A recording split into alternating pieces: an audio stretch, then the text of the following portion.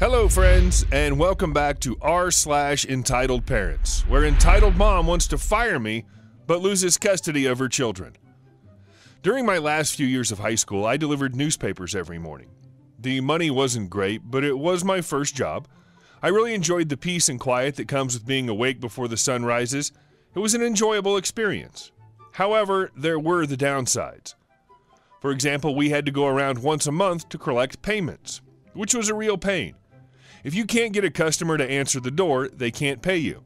If a customer decided to simply stop paying you, there was nothing that you could do about it. The subscription could only be canceled by the customer themselves, so if someone decided not to pay you, the money was taken out of your earnings and the delivery person was the one stuck with the bill. Unfortunately, this was extremely common. This would eventually become the reason I quit, since I couldn't afford to work 2 hours a day and not get paid for it.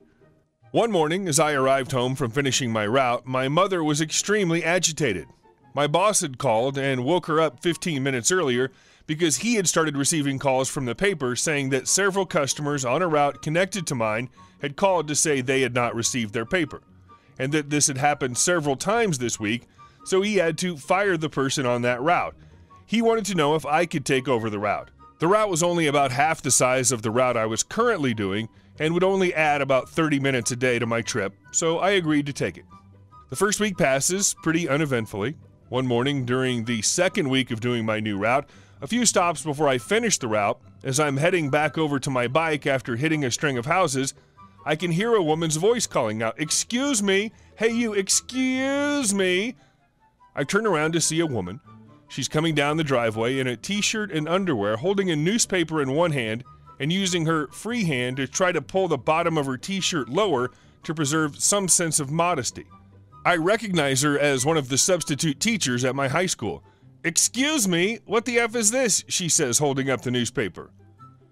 I stood there confused for a moment before replying, "I'm sorry, Miss Karen, but I don't understand." She cut me off.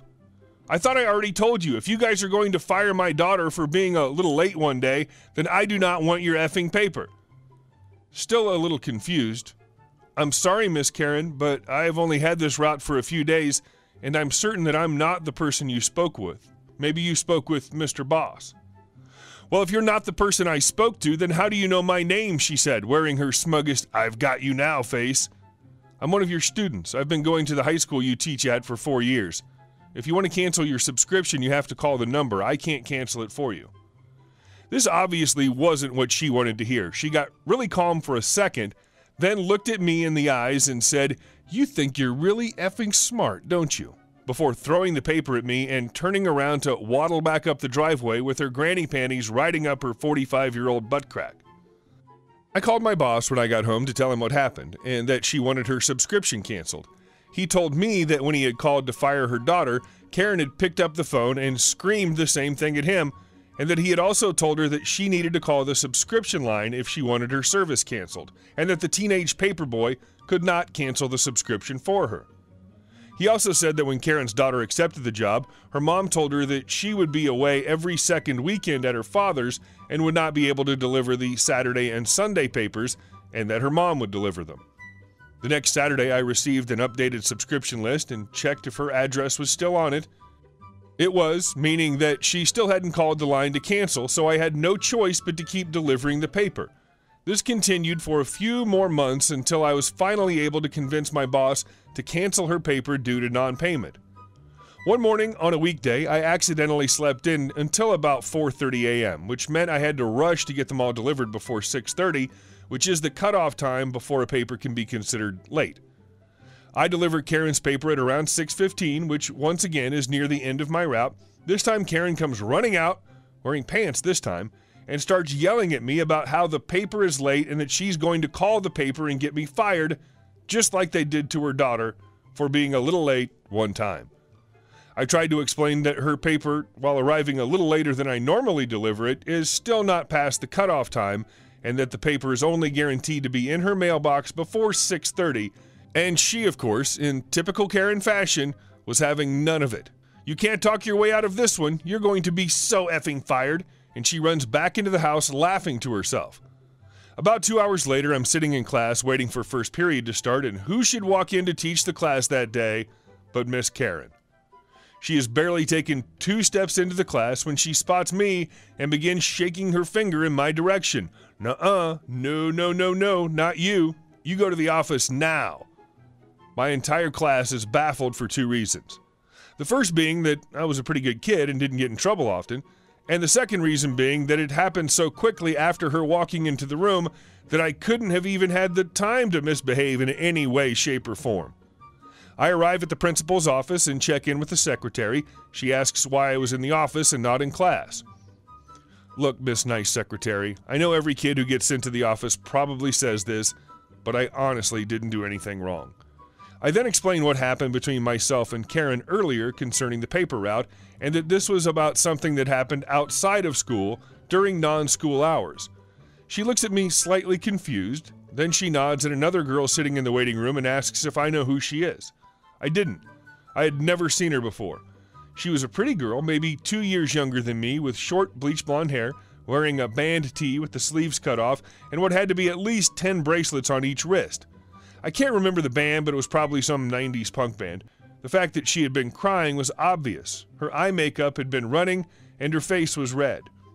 I was sent to sit with her in the waiting room. She was sat on the furthest right with 2 seats to her left. I followed urinal etiquette and took the seat on the left.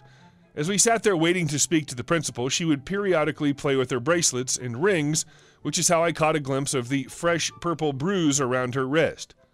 The principal's door opens and the secretary whispers something to him, which causes him to glance at me. Mr. Gregg, could you come in here, please?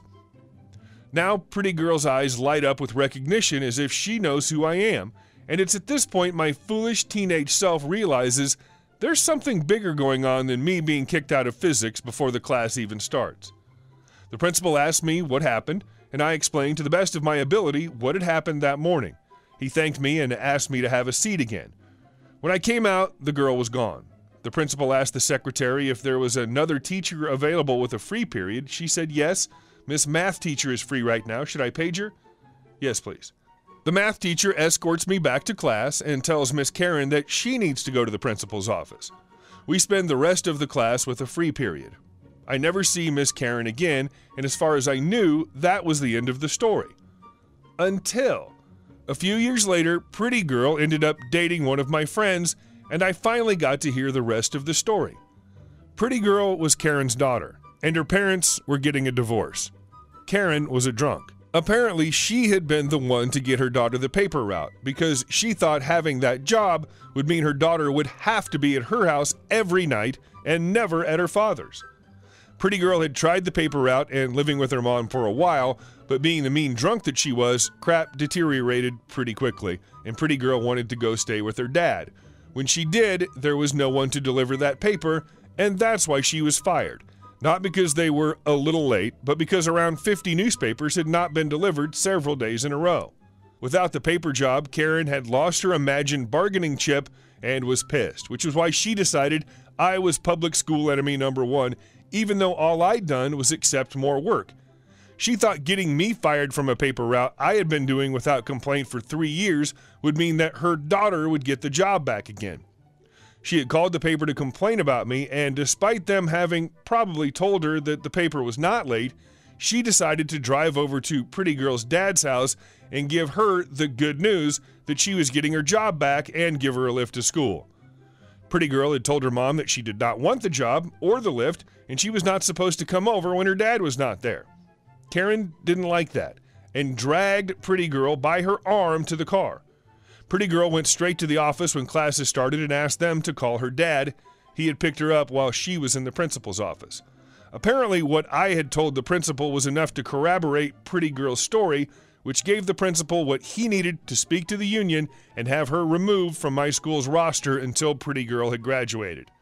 That morning's event had also been a deciding factor in her dad getting full custody. This time, Karen did not get the kids. Thank you very much for listening, and I hope you enjoyed it. And if you did, please be sure to leave a comment, like, and subscribe. I really appreciate it. And see you soon.